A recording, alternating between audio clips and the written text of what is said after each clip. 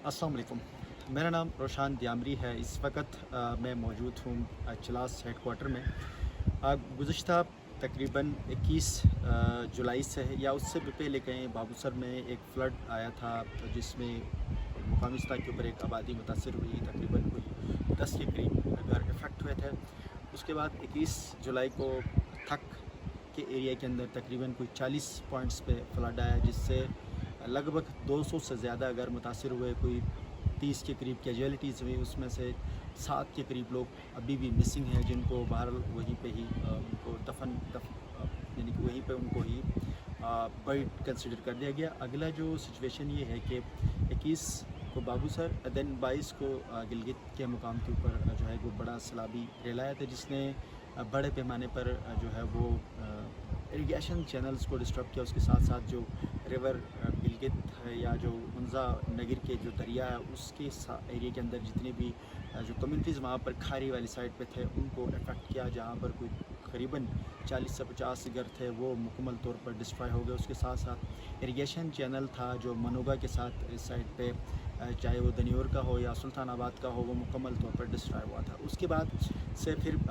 Rehabilitation का एक सिलसिला शुरू हुआ। अगेन शिस्पर ग्लेशियर में सर्जिंग शुरू हुई। सर्जिंग की वजह से वहाँ पर 2 दफ़ा पिछले 1 माह के दौरान 2 दफ़ा ग्लेशियर जो है वो ब्लॉक हुआ। उसके ब्लॉक होने के बाद एक बड़े पैमाने पर ग्लाफ का इवेंट हुआ, जिसको उसकी स्नोट के कोलैप्स होने की वजह से वहाँ पर पानी की एक बड़ी स्टोरेज हो गई तकरीबन 2 घंटे की। उसके बाद वो ब्लास्ट हो गया, जिससे बड़ी तबाही मची और अभी भी शिस्पर ग्लेशियर में सर्जिंग शुरू है। उसके साथ साथ गुलमित में गुज़श्ता दिनों एक जो है वो वहाँ पर भी एक काइंड ऑफ ग्लाफ का इवेंट हुआ, जिससे बड़ी तबाही मची गई है। उसके साथ फ्लाउट के वहाँ पर भी बड़े चांसेस हैं। 14 अगस्त को गिलगित बल्तिस्तान के ज़िला गज़र में बड़े सैलाबी जो इफ़ेक्ट हुए, जिसमें गज़र के मुख्तलिफ जो एरियाज़ के अंदर बड़ी तबाही मची। उनके 3 तहसीलें में बड़ी इफ़ेक्ट हुई। जो सबसे ज़्यादा जो इफ़ेक्ट हुआ वो अशकोमन के साथ फिर यासीन की, और फिर जो उसके साथ जो है वो जो बुक्स का एरिया है वहाँ पर भी बड़े पैमाने पर तबाही हुई है। जो गज़र के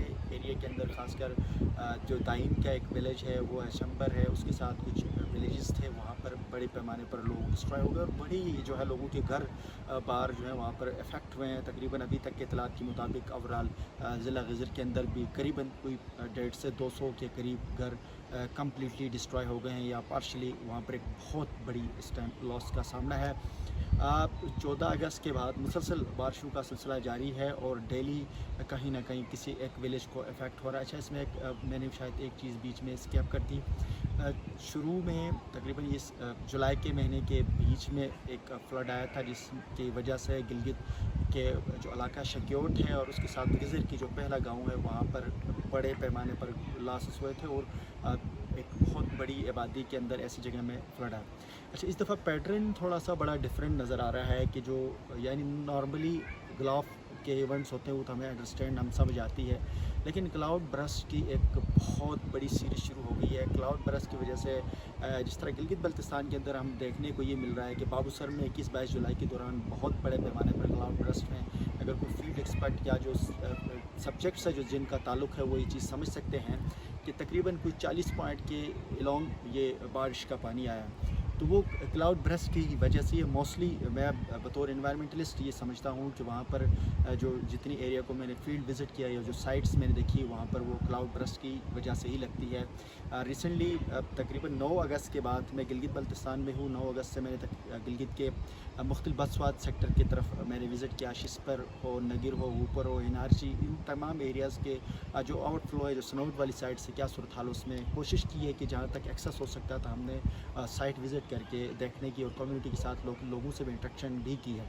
तो ये जो ग्लाफ का और क्लाउड बरस्ट का जो ये 2 फिनोमेना है, ये एक नया पैटर्न का सामना नज़र आ रहा है। गिलगित बल्तिस्तान में क्लाउड बरस्ट नॉर्मली हमने डाउन कंट्रीज़ में ये देखे थे, कहीं ना कहीं सिचुएशन बनती थी। गिलगित बल्तिस्तान में ये सिलसिला बहुत तेज़ी से बढ़ रहा है और इससे अब मैं गिलगित डिवीज़न के साथ साथ बल्तिस्तान के अंदर जो है वो मोस्टली वहाँ पर ग्लाफ की ज़्यादातर जो है, क्योंकि ग्लेशियर्स के मेल्टिंग की वजह से प्रॉब्लम ज़्यादा आ रहे हैं। क्लाउड बरस्ट के कोई केसेस शायद कम हैं, शिगर में भी हो या चाहे जिधर एरिया में, क्योंकि वहाँ पर ग्लाफ گلیشیئرس بڑی ہیں تو گلیشیئرس کی میلٹنگ کی وجہ سے جو جیسار ہے گلگت سکردو روڈ ہے وہ مکمل طور پر بند ہے اور وہاں پر ایک بڑی تباہی استور کی ویلی کے اندر بھی جو ہے بڑا نقصان ہے۔ گلگت بلتستان کے تمام اضلاع میں اس وقت جو ہے سیلابی صورتحال ہے۔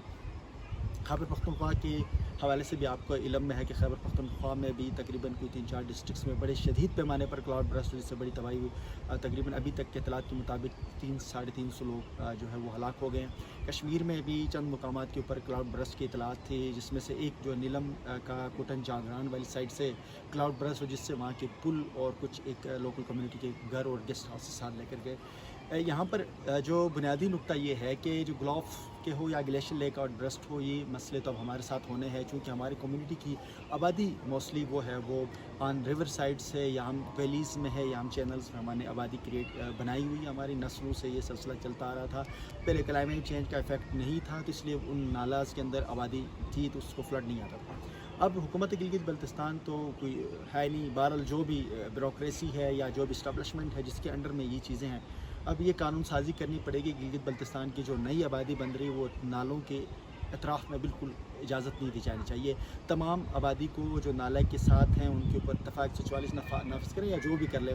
وہ ایریاز جو داسے ہیں کھلی بڑی ایریاز ہیں وہاں پر اس کے اوپر بڑی پیمانے پر ہمیں جو ہے وہ آبادی کو شفٹ کرنے کی مستقبل میں ضرورت ہے۔ اس سال اگر اس لیول پہ تباہی ہوئی تو نیکسٹ ایئر سے بڑی تباہی ہو سکتی ہے۔ ہم کسی بڑے ثانیہ کا انتظار کرنے سے پہلے جو نئی کنسٹرکشن ہے وہ ویلیز کے اعلان چینلز کے اعلان جتنی بھی ہے اس کے تقریباً کوئی 1 کلومیٹر ہو نہیں تو کم سے کم آدھا کلومیٹر کے ایریا تک کسی قسم کی آبادی کرنے کی اجازت نہیں۔ وہ بڑی جو ڈیزرٹس ہیں گلگت بلتستان کے اندر جو بڑی وہاں پر آبادیوں کے لیے خالی جو ویران ایریا پڑی ہوئی ہے جس کے اوپر کسی لوگوں نے قبضے کیے وہاں پر کمیونٹی کو شفٹ کر کے وہاں پر ہمیں ریہیبلیٹیٹ کا کام کرنے کی ضرورت ہے۔ اور اب گلگت بلتستان ہو خیبر پختونخوا ہو یا کشمیر میں کیونکہ اب فنڈز آئیں گے جب بھی فلڈ آتا ہے چاہے 2005 کا ارتھکوئک ہو 2010 کے فلڈ ہو اس میں انٹرنیشنل ڈونرز بہت بڑے پیمانے پر فنڈ دیتے ہیں اور وہ اس پہ جو ہے وہ بڑی کرپشن ہوتی ہے۔ میں گلگت بلتستان کے عوام سے اتنا ہی کہوں گا کہ اب جو فنڈز آئیں گے اس پہ نظر رکھنے کی ضرورت ہے۔ جو پاسٹ میں ہوا ہے اگر ہم اس میں ان کی باتوں میں آ جائیں گے اس پہ بیس کرنے لگیں گے تو اس سے کوئی بھی نتیجہ نہیں نکلے گا۔ ہمیں اس وقت فوکس ہمارا جو ہے فیوچر کی طرف ہونا چاہیے۔